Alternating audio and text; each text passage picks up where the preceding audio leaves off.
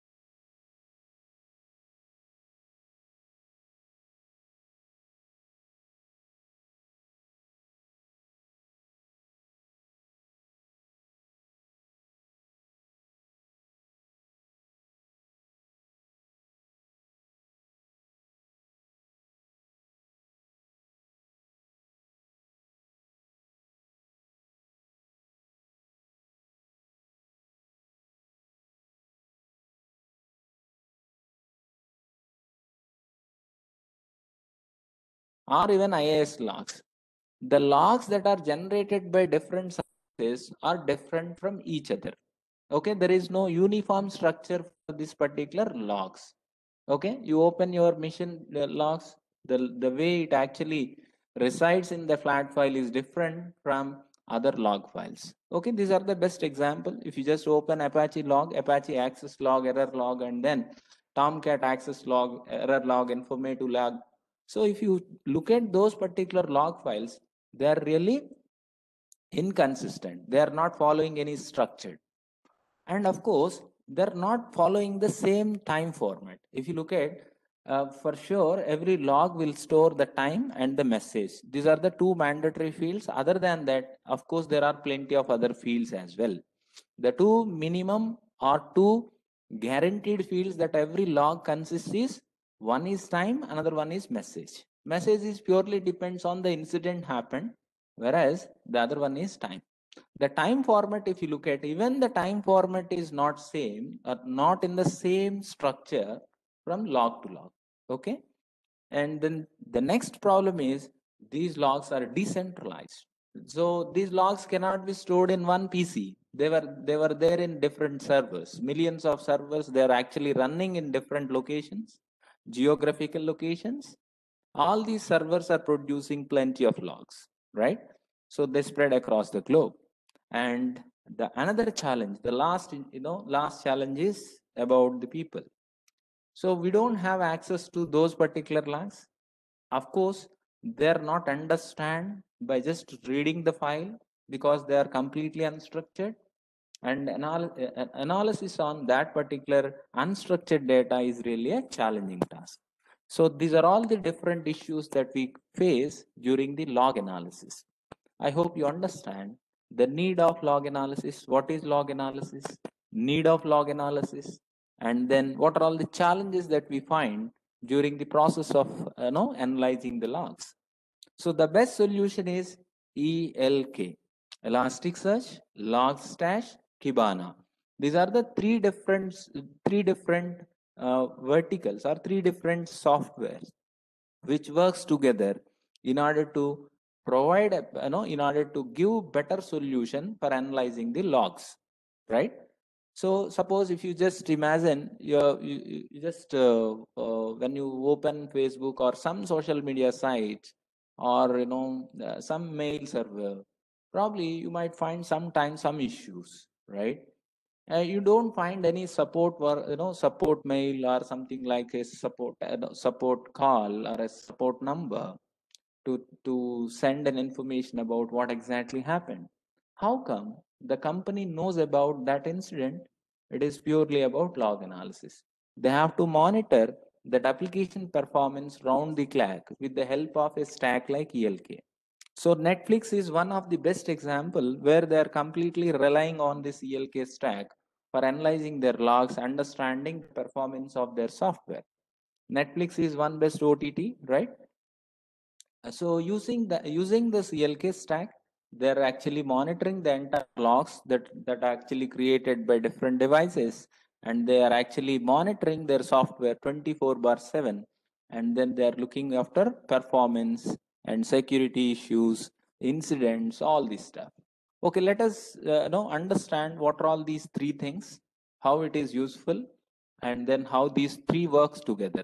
So probably this session, I'll show you hands-on, like I'll open my ELK development environment. We have a production prod environment, which is actually the client is AT&T. I think you heard about AT&T. AT&T is one major player in telecom industry in Latin America and Europe. So they are the major client for a company called Innoware Solutions. So we are working for Innoware Solutions as a consultant. Right. So I'll show you the development environment, because we cannot share, or we have access, but we cannot share over platforms like, WebEx or something, right? Fine. I'll show you, development environment. Probably once you know how to set up the environment in your local machine or somewhere in the cloud, probably you can play around. It is very interesting and beautiful. So we have three different technologies. One is Elasticsearch. Basically, Elasticsearch is a NoSQL database which builds on top of Apache Lucene. Apache Lucene is what? It's a search engine, basically, right? So Elasticsearch is a NoSQL database which builds on Apache Lucene and store the data in the form of JSON documents, right?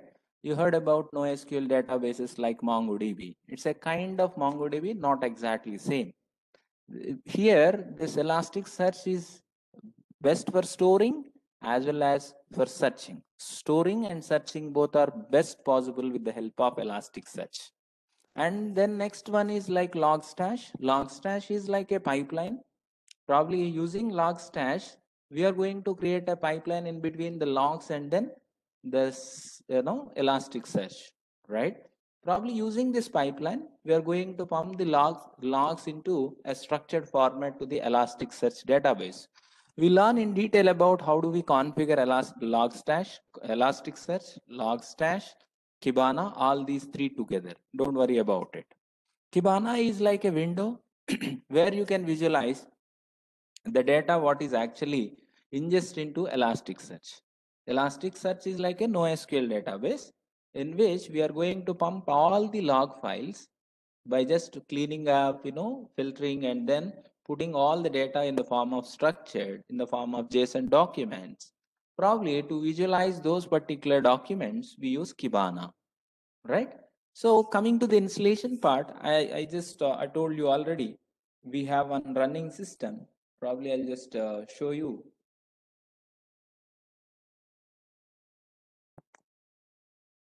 One second. Let me switch on my EC2 instance. This is my AWS account. Probably, yeah, I have to power on this VM. It's a development environment for Innoware Solutions. This is where we used to present to their customers of course, our customers. Give me a second. I'll just power on this.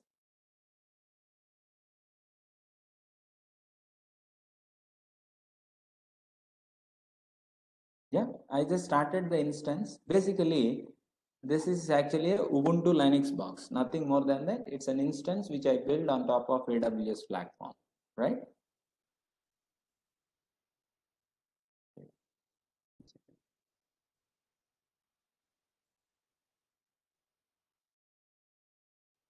Yeah, now it is running. So to connect with this, I use PuTTY is the IP address. And I'll show you how to install that. Okay, in the installation probably I don't install really now, but I'll show you how to install it.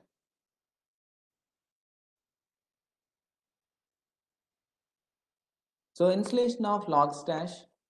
One second. Oh,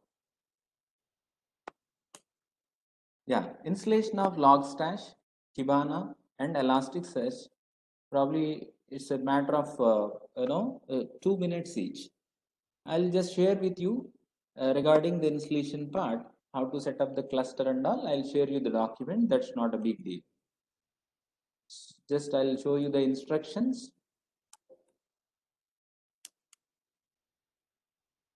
Yeah, here. So what we do usually, whenever an instance crash, right? Just create another virtual machine, another VM box, virtual box or instance, I would say. And I used to run this start.sh file. Everything gets restored, no matter what. Okay. So this is how I actually created the shell script. So installation of Elasticsearch, if you look at in Ubuntu, you have to update first and then you have to install with the command like sudo apt install Elasticsearch. If you are a Linux user, I think I don't need to explain these commands and all. Okay, anyhow, I'll share with you guys regarding the shell scripts and the instructions how to set the cluster in your cloud environment or in the local environment, right? That's fine. So once I installed, right, once I click on the start.sh, everything gets installed, everything will powered on.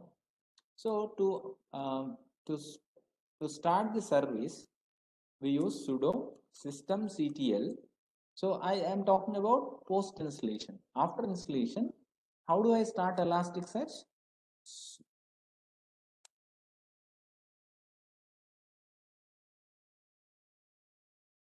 Sudo systemctl start Elasticsearch. Then logstash. Then Kibana. Right? If you want to know whether these three services are running or not, just check with status command. Yeah, it's running. Elasticsearch is up and running. I want to know whether Logstash is up and running or not. Yes, I can with the help of command sudo sudo systemctl status. Similarly, I want to see whether Kibana is running or not. All three services are running, right? So if you want to know, just I want to check whether this Elasticsearch, Kibana and Logstash, they are actually work on REST APIs. I think Elasticsearch, if you look at the documents that we can insert, delete, update, read, all these things can happen with the help of REST APIs. So I'll just show you the documents little later. Don't worry about it. I think I hope you understand the installation part of ELK. It's a matter of three simple commands: sudo apt install Elasticsearch, that will install Elasticsearch for you. Similarly, logstash as well as Kibana. Once you install these three server services in your Linux box, no matter whether the Linux box is there in your local machine or on cloud, that is on premises or on cloud, or if you are not interested in using this Linux, all these things, you can directly go to this elastic.co. So elastic.co, they're actually offering, I'll just try free.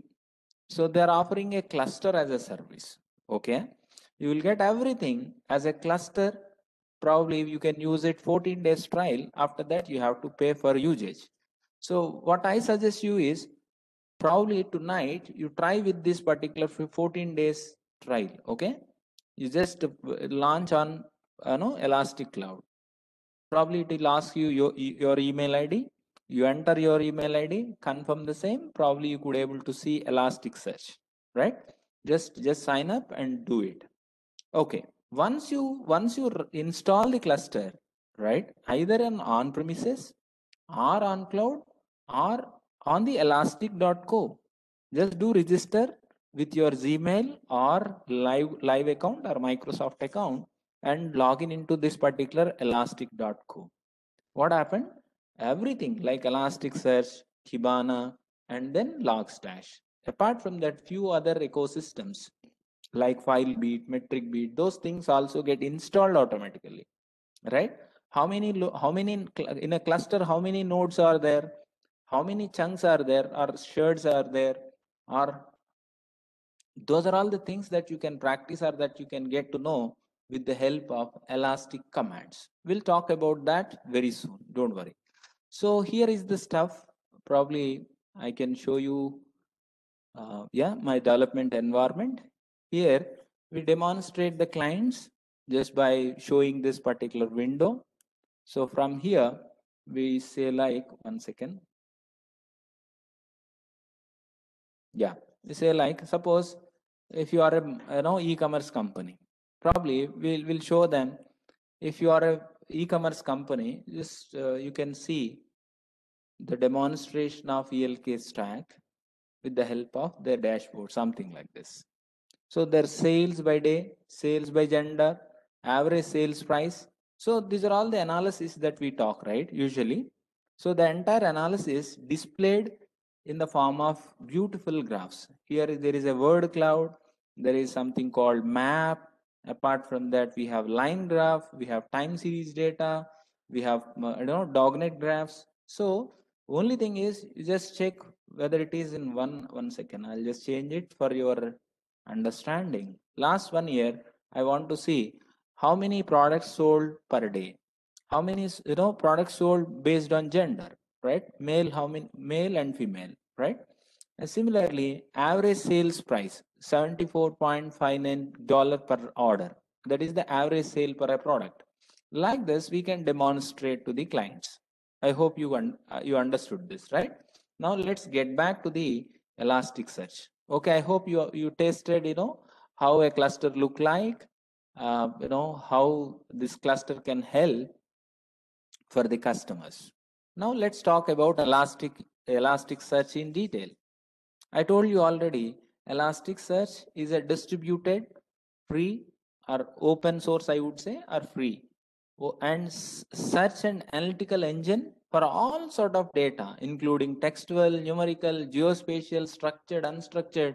You name any data, this is one place where you can store without any issues, right? Basically, it's a distributed. That means what?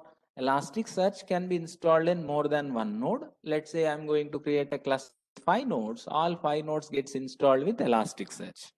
In the configuration file, we need to specify which one is master, which one is slave, or which one is like a dummy node or secondary node, something like that, right?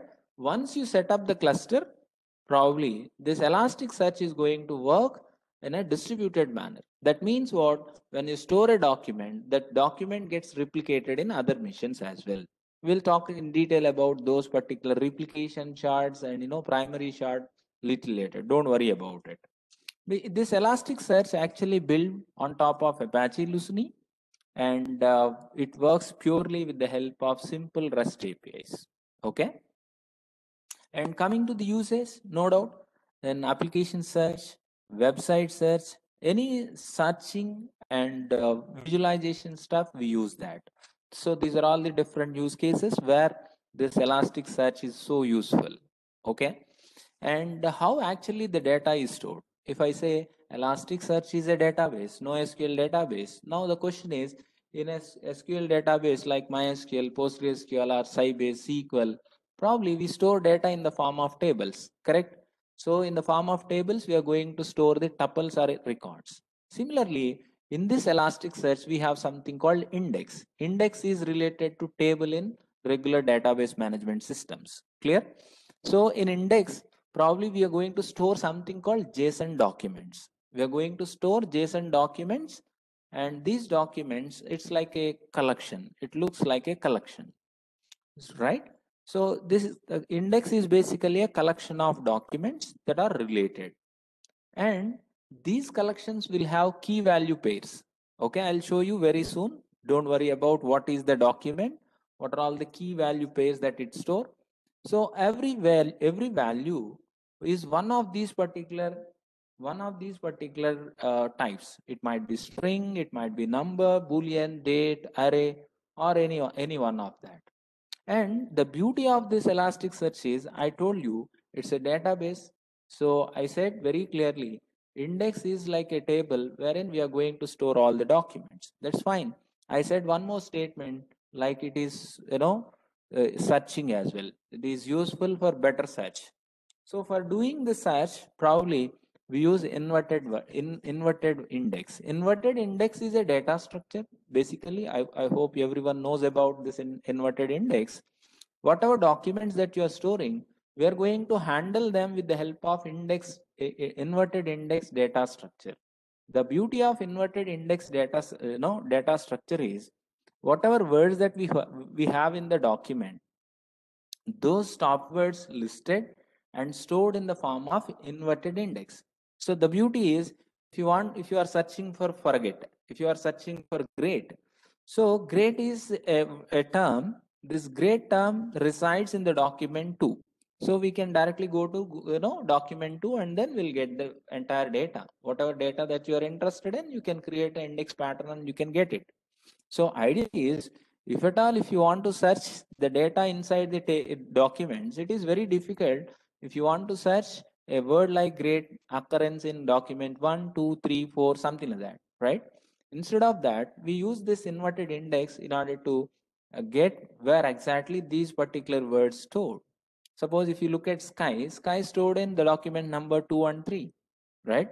So as I said, Elasticsearch is a database, so which stores the data in the form of JSON, documents. All documents actually stored inside a table called index. Here we don't use the term called table, we use something called index, right? It's a terminology, nothing more than that. And of course, it's a search based engine. So how come we do perform the searching? It's very simple. We use inverted index. Inverted index is this is the diagram where you can easily understand how inverted index works, right? Fine. Let's play with this creation of documents, updation of documents, and then reading of documents and deleting of them. We'll do one after other. So now I want to store, yeah, let me switch to my default workspace.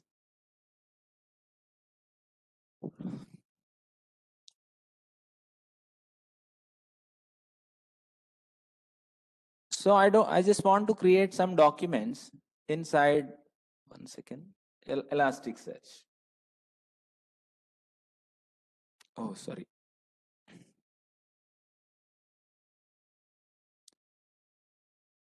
You can use something called JSON, what is that, Postman, or you can use DevTools and Kibana.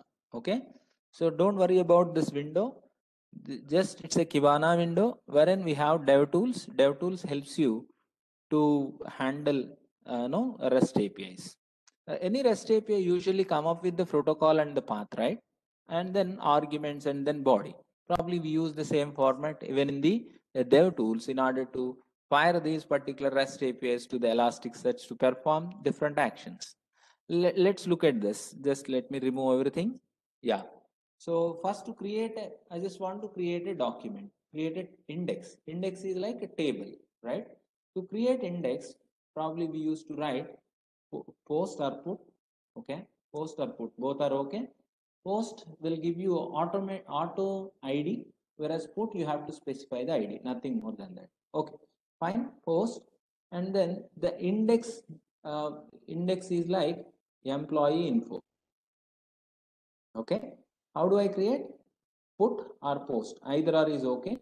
So I just use put post here, post employee information. Just click on this.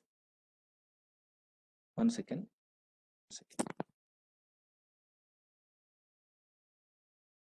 Yeah, we have successfully created index. Index means table. I want to store the employee information. No matter whether you are going to store the regular data or log data, but it is like a database where you can store something. Clear? Okay, fine. Now I want to I want to create some documents inside that. I want to store my detail. How do I do it? Either you can use put or post. It's not a big deal. Post slash employee info slash I want to insert a doc, right? So you have to use underscore doc endpoint underscore doc endpoint in order to insert the document. What is the document number? First document. What is the information? Here we have to specify the data in terms of JSON document. So JSON document start with open curly brace, ends with closing curly brace. Within that, you have to write key value pairs.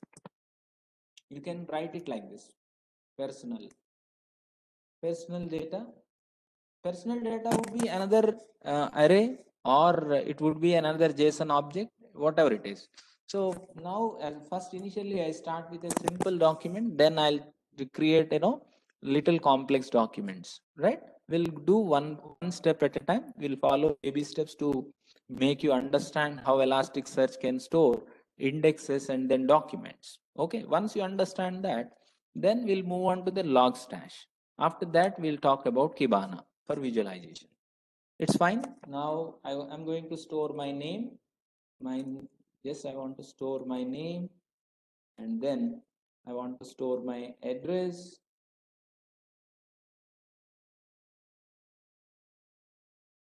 and I want to store my let's say what else? Yeah, designation.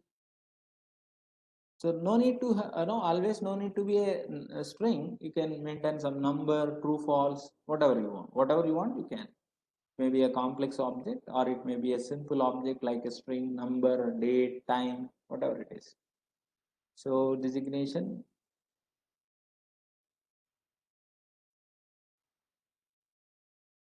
then some rough number I'm putting. Okay, something like that I can. Fine. Just click on this. I inserted the document successfully, right? Right. First step is what you should understand: how to perform creating of document and index. I hope you understand how to create a index and then document in it. Like you create a table and you inserted one record in it. Okay, we don't do it manually. We do it using log stash, right? Where you create a pipeline for doing all these things. Okay, don't worry. We'll talk about how to create such a pipeline which ingests the logs, into Elasticsearch in the form of indices and then documents. Fine. The next part is I'll just complete this URD operations. After that, we'll talk about log stash. Okay, just I want to update. Salary is a wrong figure. I just want to update that. Okay, let me either use put or post. It's up to you. So only difference is in post that generates the auto number for the documents. Okay, whereas for put we have to specify explicitly the number. Otherwise, it won't generate any number. That is the only difference. And then I want to update the document. So what is the document ID? Document ID is 1. So in this document, I want to update salary. So then I can say like salary, something like this, right? Yeah. So here you just observe this. Okay. There are few new terms that we'll talk little later. Like there is something called index name. type of the, type of information that we are inserting, ID number, right? ID number, and then version. Earlier it is 1.0 or 1, now it is 2, version 2, because we updated, no? Result is updated. Shards, we'll talk about shards little later, don't worry about it. Shards, total 2 shards we have. Of course, successful, no failures. Sequence number 1, primary term is 1. Okay, fine. So I updated successfully the employee information, document ID 1. Perfect. Then I'll talk about read. I just want to read. How do I read it? So I want to read whether you want to read table, that is index, or you want to read the document. So again, you want to read the table, not table, index, just put get employee info. Yeah, here is the information about that particular index. This index consists of this mapping, right? And these are all the fields and their data types. Please look at this: salary long type, name text type, right? What is the maximum length of that word? So all these things are actually defined. It looks like schema of a table, right? It looks like schema of the index. So the schema of index is displayed when I just use get employee information. No, I want to get the records, not the table information or the index information. For that, what I do, get slash employee, right? Slash underscore search, yeah, slash, yeah, once, yeah, if you want to get everything, you can just write match query match all, or else the beauty of this dev tools is like it gives everything when you just press the first few characters. Yeah, successfully I retrieve the document. The document index is employee information, document ID is 1, right?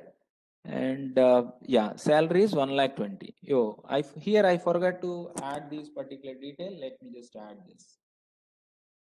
When I updated, no, I forgot to add these details. I just override with salary only.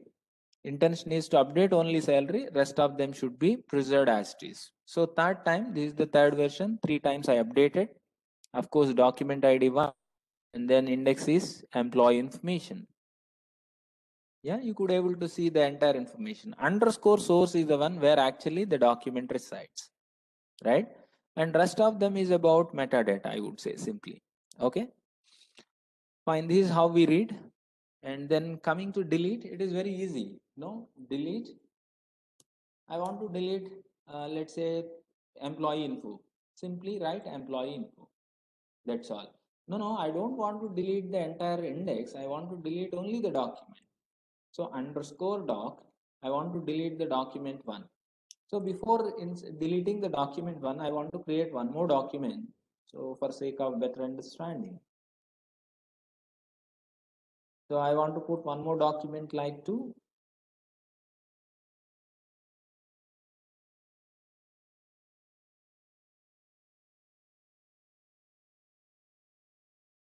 Okay, fine. So far I have 2 documents, right? I just want to retrieve those 2 documents first. So document 1 is about Kiran. Document 2 is talking about Dr. Satish. Fine. Now I want to delete one. Which one you want me to delete? 1 or 2? Okay, let me delete 1. So I want to delete record number 1. Yeah. So deleted, successful. That means what? We successfully deleted the document 1. Now you don't find the document related to ID number 1. Suppose if you want to delete the entire index, of course it is possible. This time delete employee info.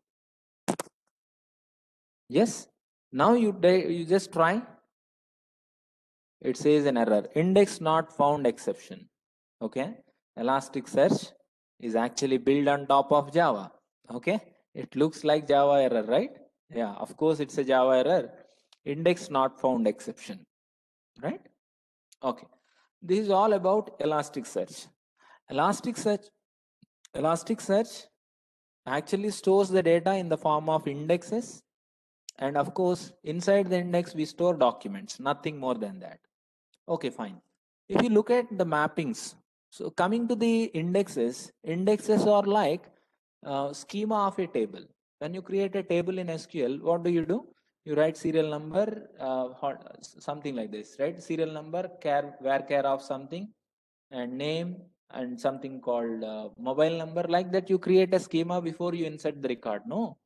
So here, Elasticsearch provides two different mappings. Okay, mapping is nothing but schema, nothing more than that. So here there is something called static mapping and dynamic mapping. I want to create the mapping first, the structure first. Let user enters the information. That is one option. No, let the user or the pipeline creates the data.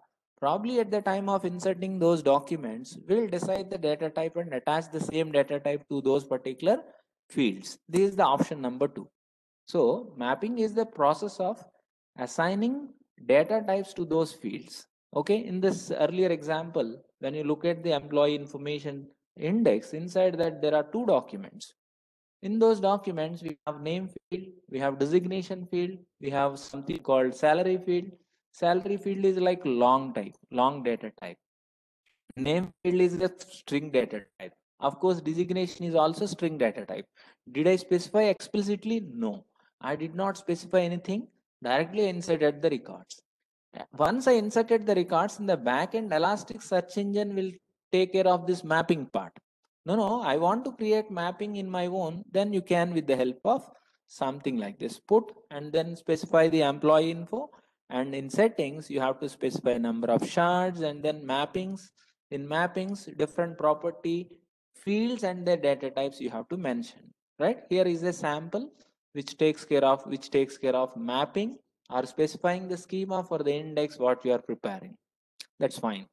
Then coming to the word like shards, right? Shards and replica.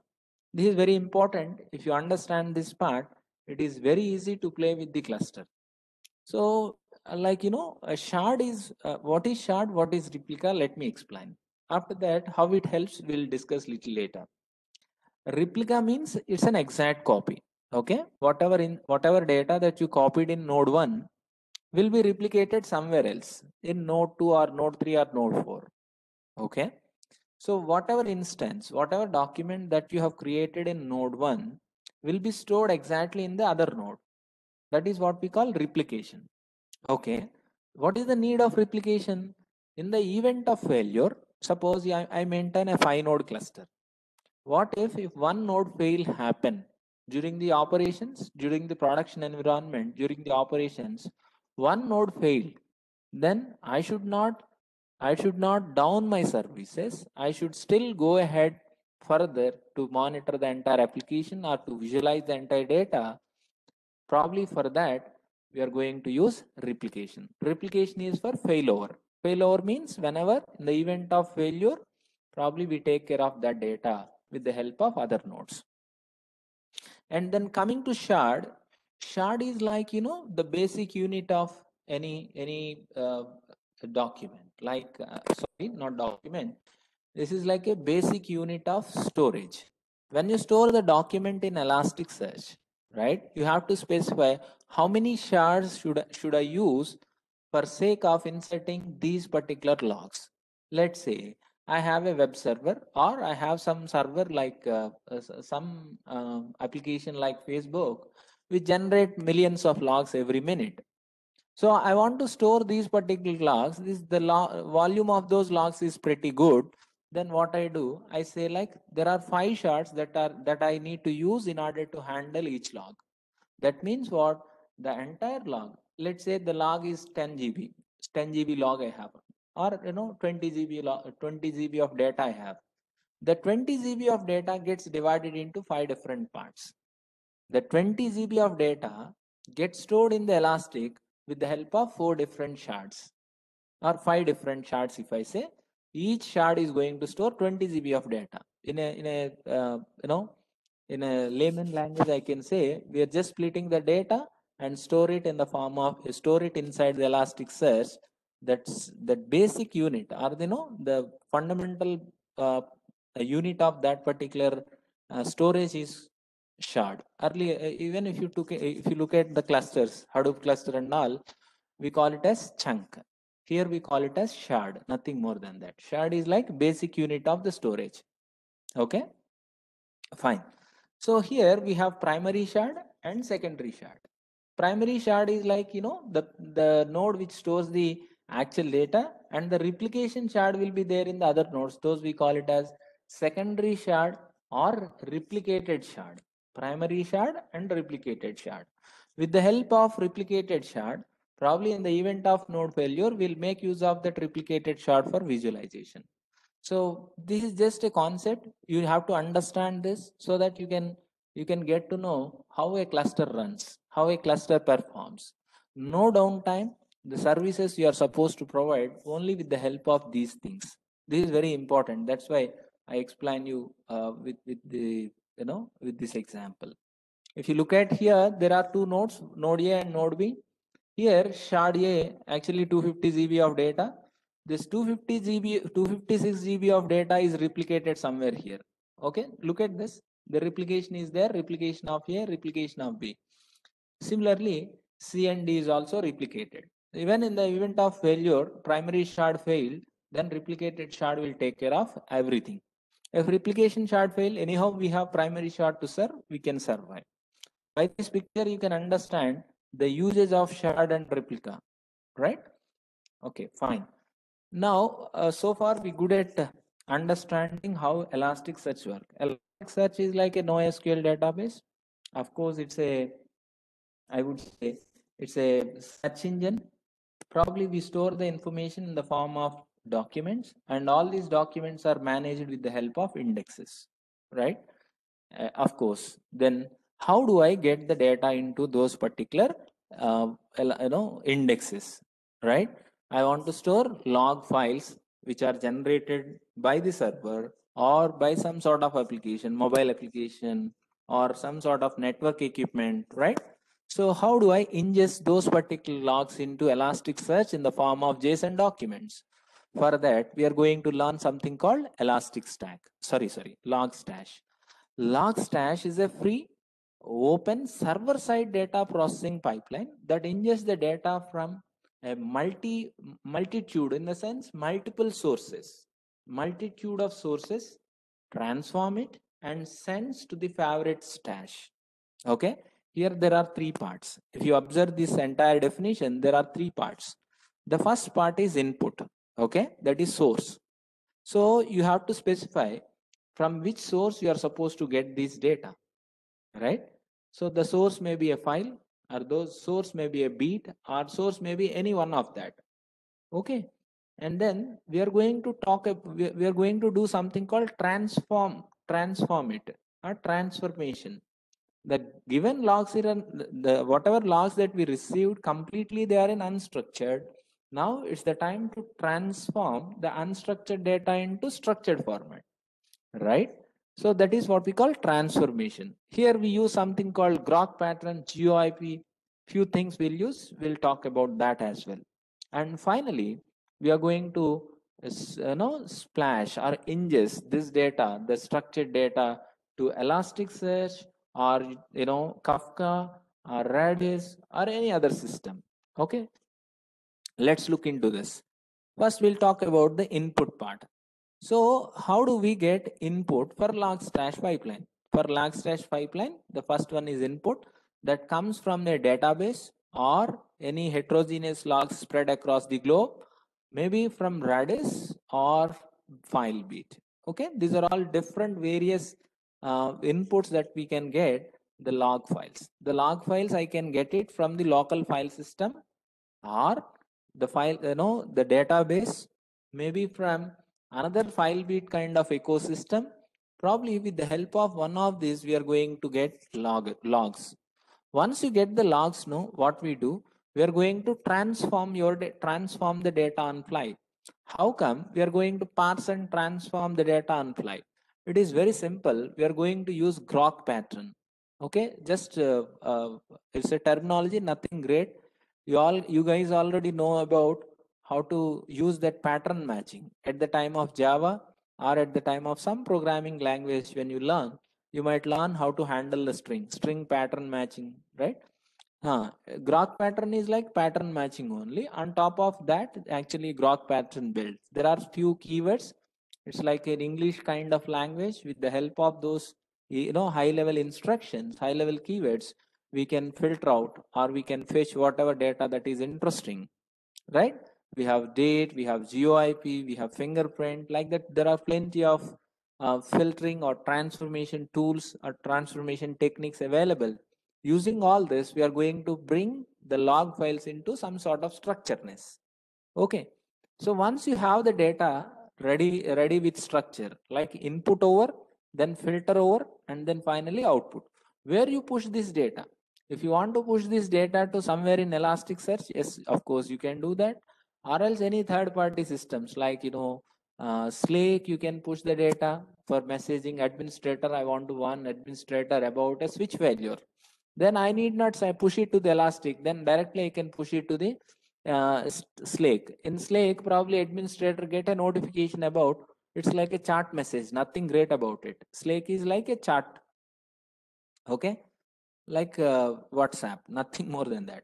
Here inside that I can ingest those particular logs. Probably with this information, administrators can take an action. So here is an example of log stash. Here we specify the input. Input we got it from some log file, right? Starting probably it start with beginning. So input phase over. Input there are different modules. There are modules like file module. There is something called file beat module. There is something called Redis module, right? Like that we have modules. Only thing is we have to configure. We have to get.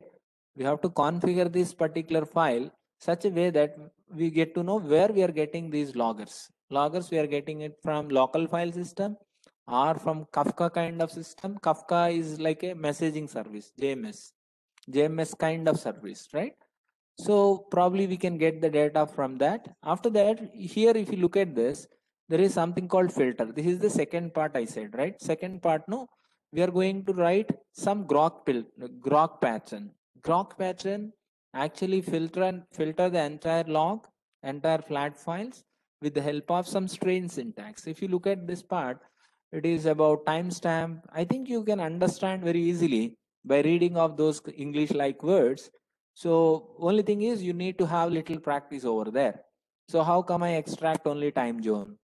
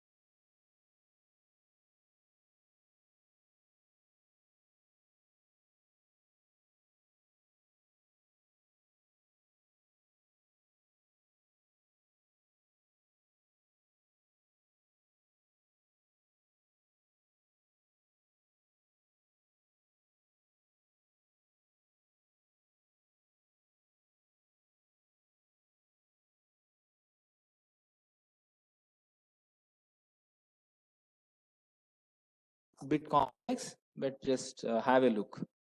This is the filter which gets the data from var data q c20 npi, and we just drop all the heads like date, trk and2. These are all the switch information. I just want to drop those stuff, and after that, whatever messages I have, right, those messages I actually get with the help of these grok filters.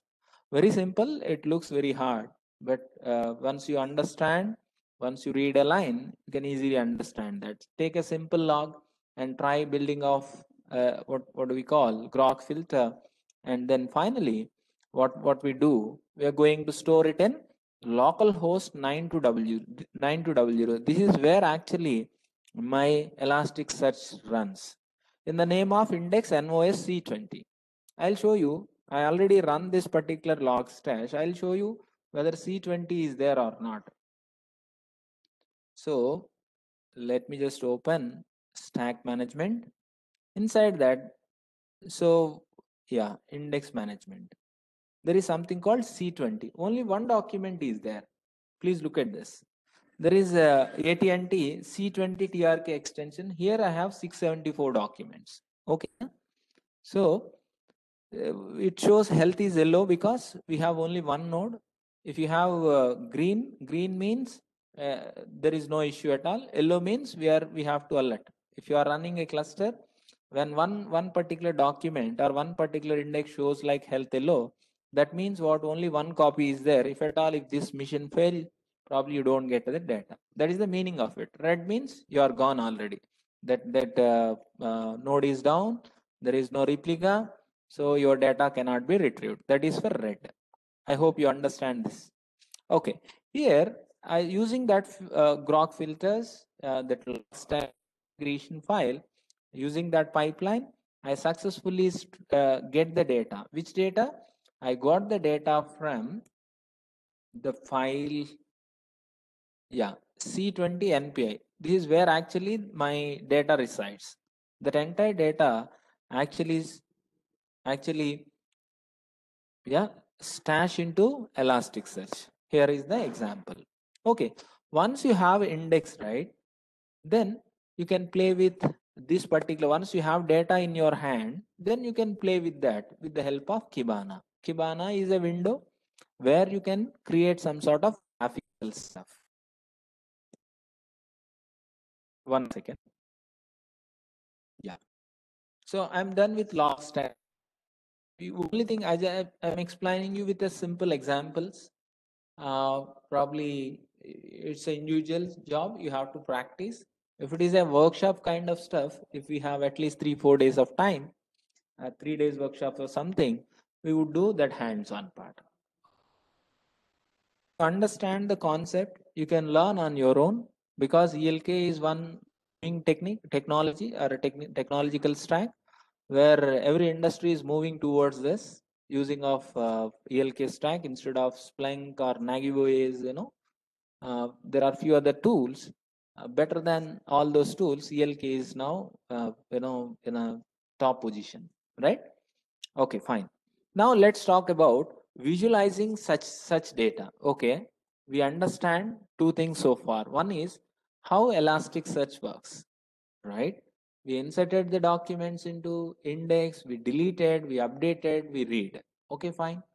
After that, we learn how to push messages, how to push the structured data, how to push the log files into Elasticsearch by cleaning them, and then maintain some sort of structure over there and push it into Elasticsearch. That we have seen already.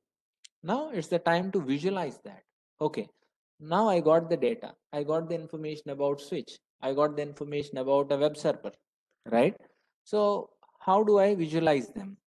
Okay, for visualization, we are going to take the help of Kibana. Kibana is a free open front-end that sits on top of Elastic, and it provides you searching within the indices that are created. Okay, what are all the indexes that you actually build? Probably 5 minutes. Yeah, what are all the indexes that you build? Probably yeah, we can search among those indexes and visualize that. Okay, and in common we call it as charting tool. Charting tool means we can visualize, you can graphically, you can create whatever graphs that you love, that you like. Maybe dognet graph, word cloud, map, and then line graph, bar chart, histogram, whatever you call, right? So there are 5 steps for doing visualizations. So I don't go full theoretical part, I'll just show you one after other. Okay, let me open. Yeah, now I got NOS C20, or else I'll take this attack C20 TLK extension.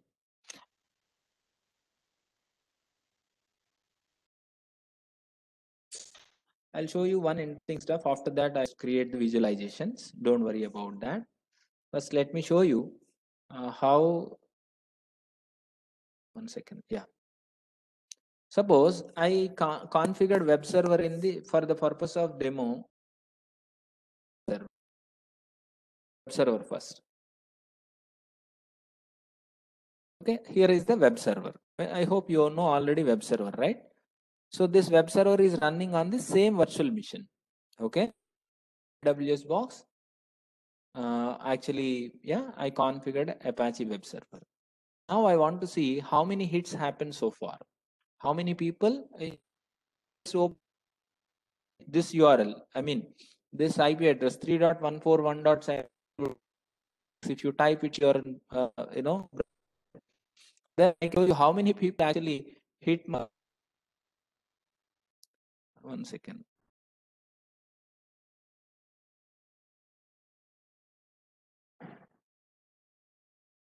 Yeah, here is the stuff. I don't know how to have. Yeah, fine. So here I just want to show only last 15 minutes data. Okay, in last 15 minutes, I want to see how many people hit my web server. Oh, expand your time range. One second.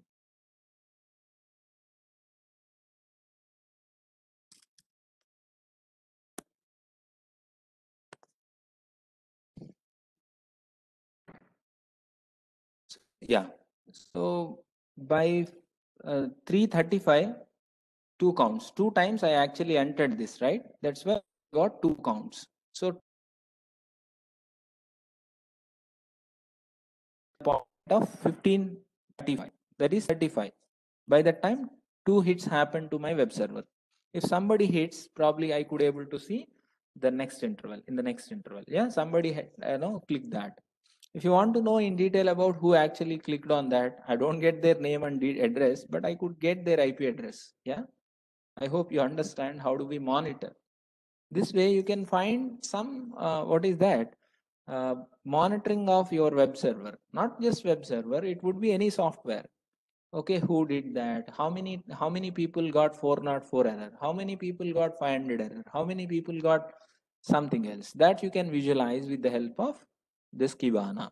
Using Kibana, you can visualize the data such that you can monitor and get to know what exactly happened at that point of time. Yeah, few more people hit the web server. Yes, yeah, two members hit the web server by 15:37. Yeah, the IP address is this, agent is this, their details are like this.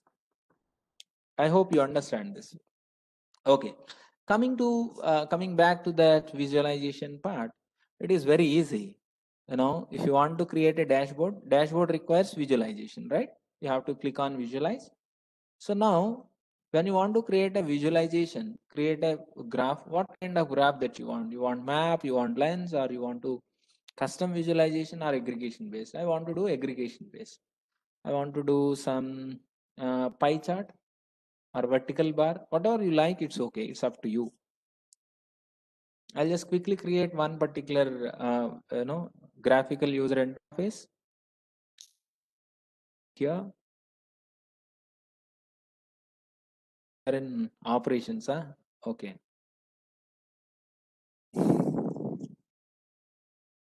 So only thing is like, yeah. So metric, you have to add bucket. Then I want to split chart.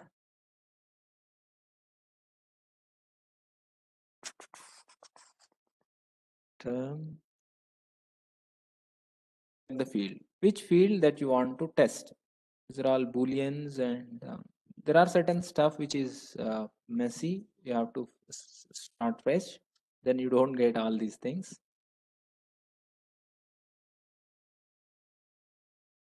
Oh, no. Every count is actually, no, it is not. This is not the graph which we have to create. We have to create bar chart, right? That time you will get how many hits happen.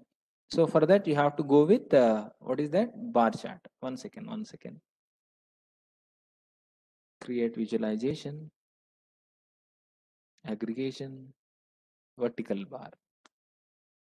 So actually, I'm in the operations. Otherwise, I would get something called the AT&T data. Okay. One second. X-axis, a split chart is fine. Term.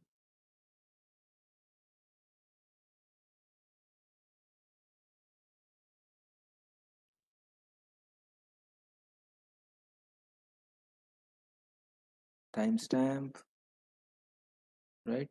Okay, size 5. Yeah. So once you save this, you can save like hits, right? It's for my web server. Fine, you can write the description as well. It is very easy, you know. Once you save it, right? We save it, right? Already. Then you go to dashboard. I'm just doing it very quickly. I'll just go to dashboard and I want to add that particular panel. One second. One second.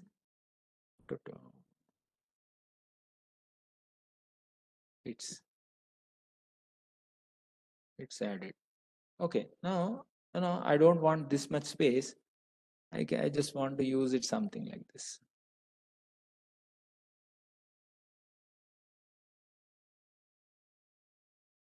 These names are, I mean, the timestamps are very high, right? So like that, I can create a dashboard. So it is Apache dashboard.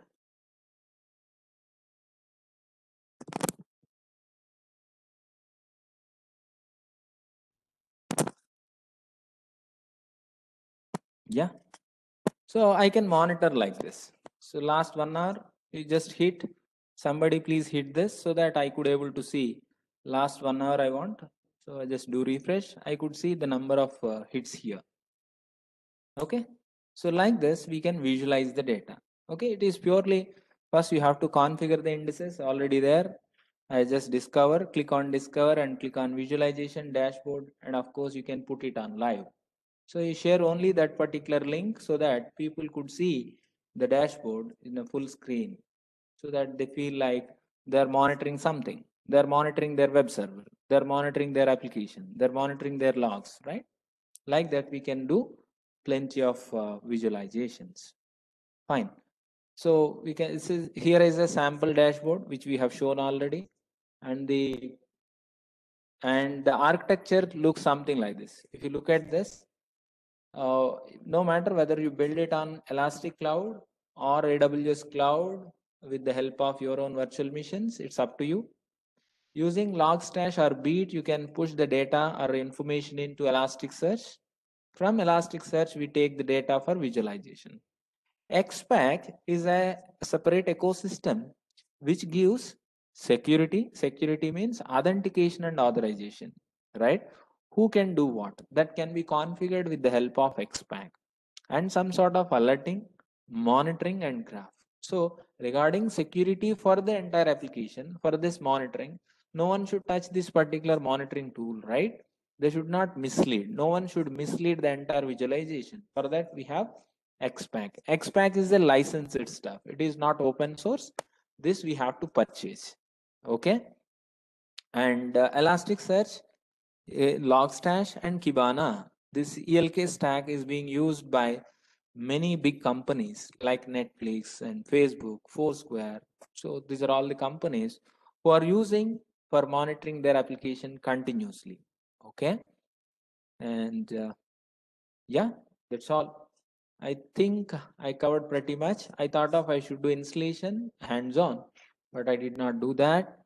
Anyhow, I'll share you the document which talks about how to set the environment on, how to set the environment in local, in cloud. Directly, you can go with Elastic Cloud. Elastic Cloud, probably you can try it right away. If you have any questions, feel free to ask me right away. I have time till 4 o'clock. So just quickly do registration and try something, uh, probably creating of documents, ingesting of files. I'll just share a couple of files like log configuration file and log file, you try it out. Just try to push that log file into your Elasticsearch and create visualization. This is first step to understand what is ELK. Really hands-on, if you go, probably you can get an experience of how do we visualize the logs that we have. Okay, and slowly you can enhance your knowledge into different verticals, different things like XPack, file beat, metric beat, right? So you can just increase your knowledge such that you can find opportunities on ELK stack itself. Okay, it's a booming technology. I think very few people knows about this ELK stack. Very easy, fantastic, and many companies started moving towards ELK for monitoring their applications. Yeah, I'm done. Now it's time you to ask questions. You interact with me with your queries, with your whatever understandings that you have.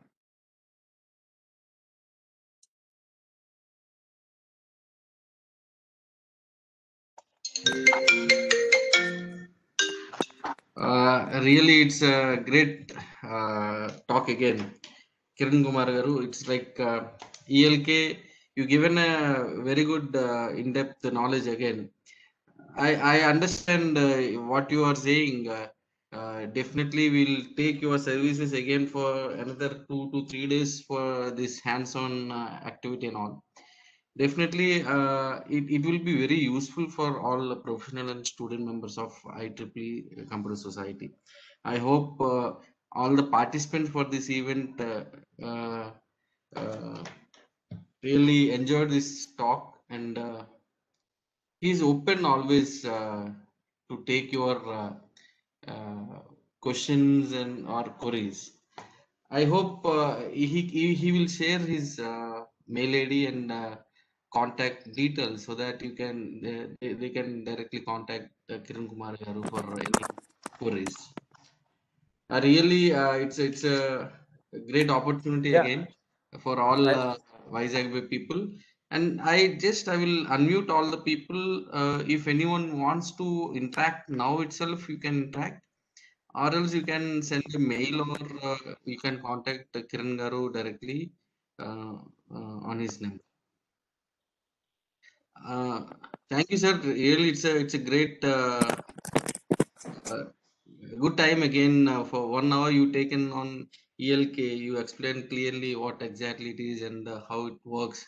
It's a very good like uh, practical oriented session you taken. It's really, yeah, I think everybody enjoyed this 1 hour session. I hope these people definitely will take next 2 days or 3 days, whatever we are going to plan hands-on sessions. I think it will works definitely for their activities. I'm just unmuting all the people. 1 second. And before that, I request all to on your video so that I will take your faces. I will capture your faces also. If chance, please on your uh, videos so that I will capture your faces.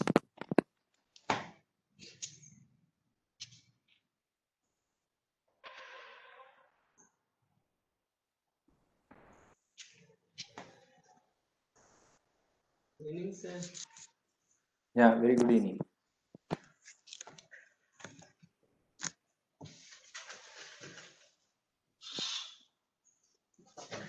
Okay, sir. Uh, I'm sorry, sir. Satish, sir. Yes, Hello, sir. I have one important call. please. So I'll take your questions through email. Whoever is having questions, please drop an email. I'll share email with you, sir. Please share with them so that we'll have a discussion Sure, over there. sure, sure. Thank you, Any sir. quick feedbacks? Any about the session? I I done unmute for all.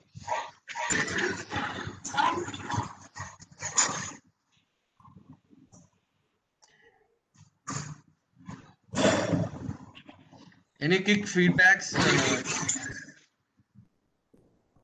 Murthy garu. Sachinand garu.